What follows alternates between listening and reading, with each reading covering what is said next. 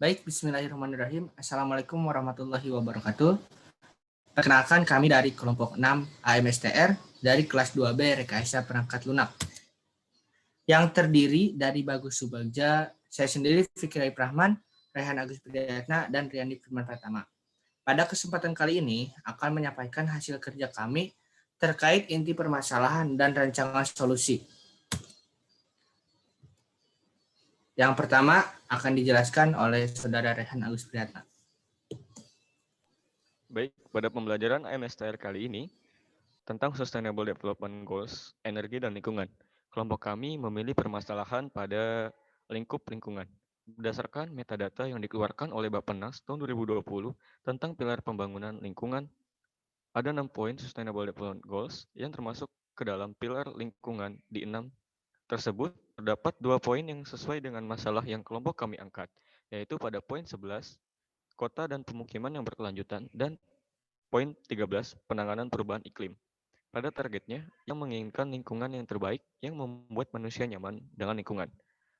Kemudian dilihat dari 3 aspek lingkungan, sosial, dan ekonomi, tujuan tersebut yaitu yang pertama, menyediakan ruang publik dan ruang terbuka hijau yang aman, inklusif, dan mudah dijangkau terutama untuk perempuan dan anak, manula, dan penyandang disabilitas. Yang kedua, mendukung hubungan ekonomi, sosial, dan lingkungan antara urban, pinggiran kota, dan pedesaan dengan memperkuat perencanaan pembangunan nasional dan daerah. Next.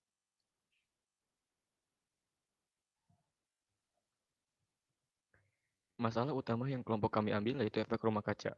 Efek rumah kaca diartikan sebagai proses naiknya suhu bumi yang disebabkan perubahan komposisi atmosfer, menyebabkan sinar matahari tetap berada di bumi dan tidak dapat dipantulkan secara sempurna keluar atmosfer.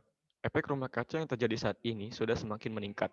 Menurut laporan Badan Meteorologi, Klimatologi, dan Geofisika BMKG, pada bulan September 2020, Indonesia berada pada perubahan iklim ekstrim. Selanjutnya akan dijelaskan oleh saudara saya, Bagus Subagja. Baik, terima kasih Saudara Rehan. Seperti yang kita tahu, bahwa perubahan iklim tersebut dikenal dengan nama efek rumah kaca.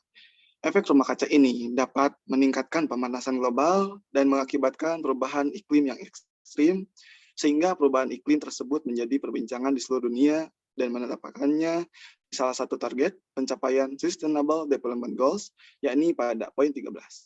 Penyebabnya karena perilaku manusia itu sendiri, entah itu disengaja maupun tidak disengaja.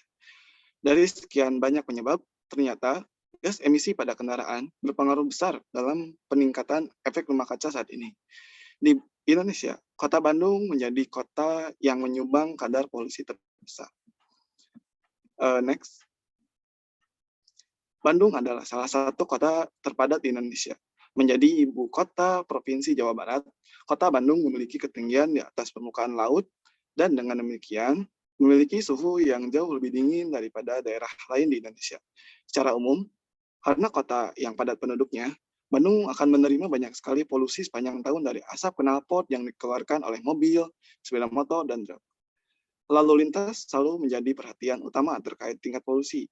Dengan jam-jam sibuk, seringkali terjadi peningkatan drastis jumlah tingkat polusi udara di kota Bandung. Baik, selanjutnya akan disampaikan oleh Saudara Fikri Arif Rahman. Baik, terima kasih.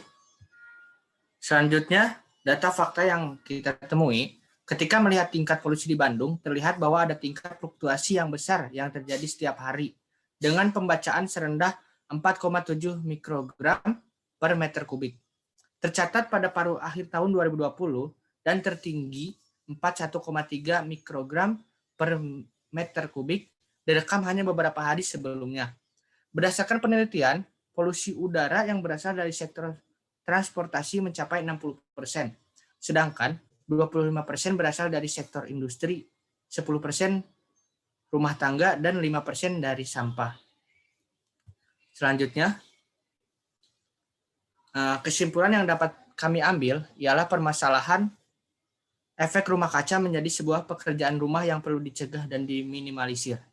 Jika ditarik permasalahan ini menggunakan metode Fishbone, maka penyebab efek rumah kaca dapat diuraikan menjadi beberapa penyebab, yakni pembakaran hutan dan penebangan liar, penggunaan CFC secara berlebih, hasil buangan limbah industri, dan penggunaan bahan bakar kendaraan bermotor.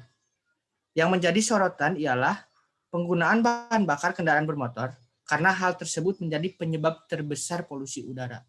Selanjutnya, di sini kami membuat beberapa solusi untuk permasalahan penggunaan bahan bakar kendaraan bermotor, di antaranya regulasi penggunaan kendaraan bermotor, kendaraan tenaga listrik, dan alat penyaring asap. Baik, selanjutnya akan disampaikan oleh Saudara Riyandi Firman Pratama. Baik, terima kasih. Di sini kami memilih ide untuk membuat sebuah alat penyedot asap yang memiliki fungsi untuk memfilter asap menjadi lebih ramah lingkungan. Alat ini dilengkapi dengan mesin penyedot untuk menyedot asap. Lalu, asap yang telah disedot akan disalurkan menuju jalur penyaringan yang terdiri dari beberapa bahan. Dan pada akhirnya, alat ini akan mengeluarkan keluaran berupa asap yang telah tersaring dan tentu lebih ramah lingkungan karena kandungan emisi gas buang yang terkandung telah berkurang. Target dari penggunaan alat ini adalah untuk kendaraan bermotor, khususnya adalah sepeda motor. Oke, next. Dan ini merupakan tujuan dari solusi yang kami miliki. Setidaknya jika ditinjau dari 3 aspek, ada yang pertama adalah dari aspek sosial, yakni reduce the risk of disease, atau mengurangi peluang untuk terkena penyakit pernapasan yang disebabkan oleh polusi. Lalu yang kedua ada dari aspek ekonomi. Yang pertama, reduce health cost, atau meminimalisir potensi penyakit sehingga dapat mengurangi biaya kesehatan. Yang kedua, open the field jobs, atau membuka lapangan kerja dalam hal produksi jika alat sudah diproduksi secara massal. Dan yang terakhir adalah dari aspek lingkungan, yakni reduce pollution, atau mengurangi kadar polusi udara yang ada di sekitar Kota Bandung.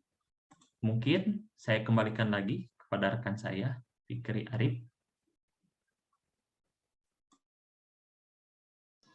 Baik, sekian pemaparan dari kelompok kami. Mohon maaf apabila ada kesalahan, baik dari tutur kata, baik penyampaian. Terima kasih. Wassalamualaikum warahmatullahi wabarakatuh.